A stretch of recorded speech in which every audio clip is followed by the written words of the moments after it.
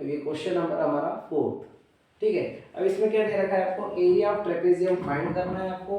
ठीक है, sorry, the diagonal of the quadrilateral shape, trapezium नहीं है यहाँ पर, क्वाड्रिलेटरल है, तो क्वाड्रिलेटरल शेप का हमें एरिया फाइंड करना है।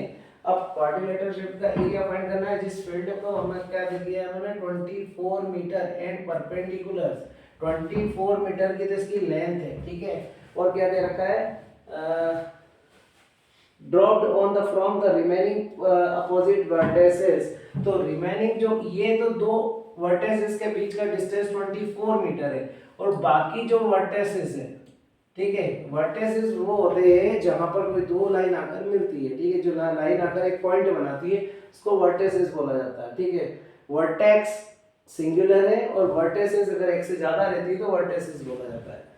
अब यहाँ पर क्या होगा, ये और एक ये जो वर्टेसेस है यहाँ से परपेंडिकुलर डल रहा है इसके ऊपर, तो एक 8 मीटर है और एक है आपका 13 मीटर। और सबसे पहली बात तो ये है कि हमें यहाँ पर क्या करना होगा, इसको h1 हाइट दे देंगे हम, इसको h2 हाइट दे देंगे, और यहां से लेके यहां तक जो है ये बेस तो सेम है।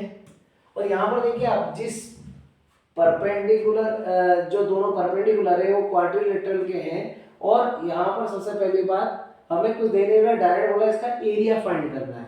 एरिया फाइंड करने के लिए अब ये कोई शेप कोई बिल्कुल रेगुलर शेप तो है नहीं, तो हमें क्या करना होगा, यहाँ पर अगर आप ध्यान से देखेंगे तो ध्यान से देखने पे आपको ये दो ट्रायंगल नजर आ रहे होंगे यहाँ पर, एक तो ये वाला ट्रायंगल, ठीक है, और एक कौन सा ट्रायंगल होगा, ये वाला ट्रायंगल।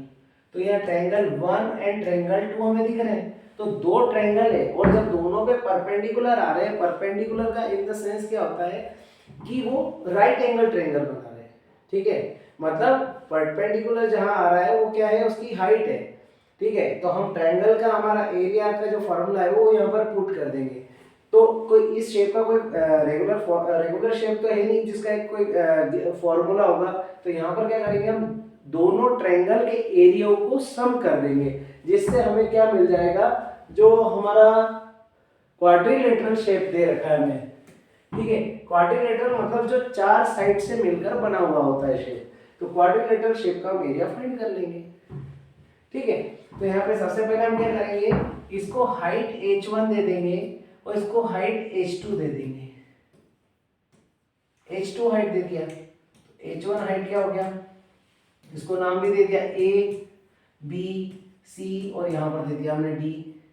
ये 4 वर्टेसेस के नाम भी दे दिए हमने। h1 कितना है 13 मीटर, h2 कितना है 8 मीटर, ये हमें गिवन है, और एक है हमें बेस दे रखा है। ठीक है, बेस जो कि दोनों ट्रायंगल के लिए सेम है, तो वो बेस कितना है 24 मीटर। अब देखिए, जब हम नाउ एरिया ऑफ क्या निकालेंगे, क्वाड्रिलेटरल, ठीक है, क्वाड्रिलेटरल शेप,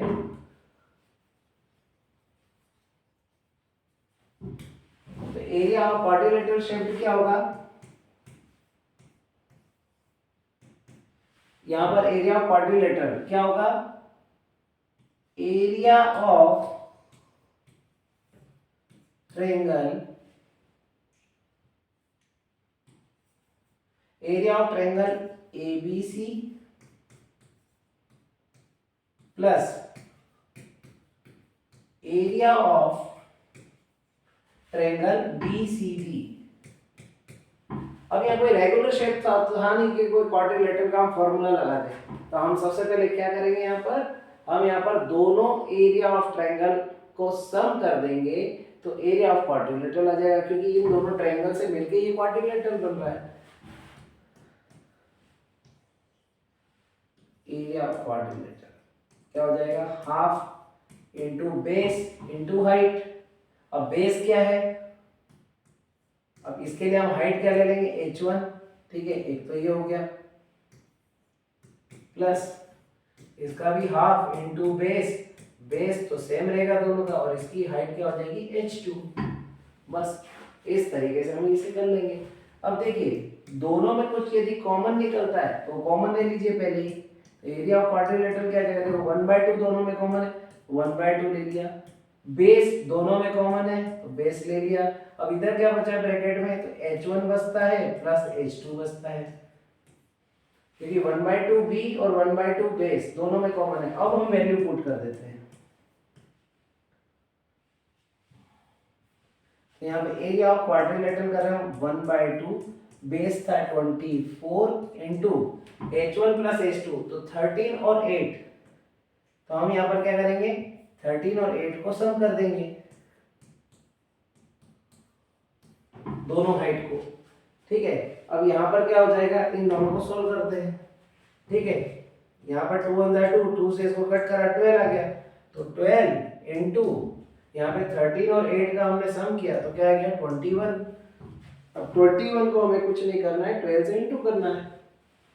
तो 12 का या 21 में करना है, तो 12 10 क्या होता है 120, तो 120 और 120 240, 240 और ये हो जाएगा 252 मीटर स्क्वायर। ठीक है, तो हमारा एरिया ऑफ क्वाड्रिलेटरल क्या है यहाँ पर,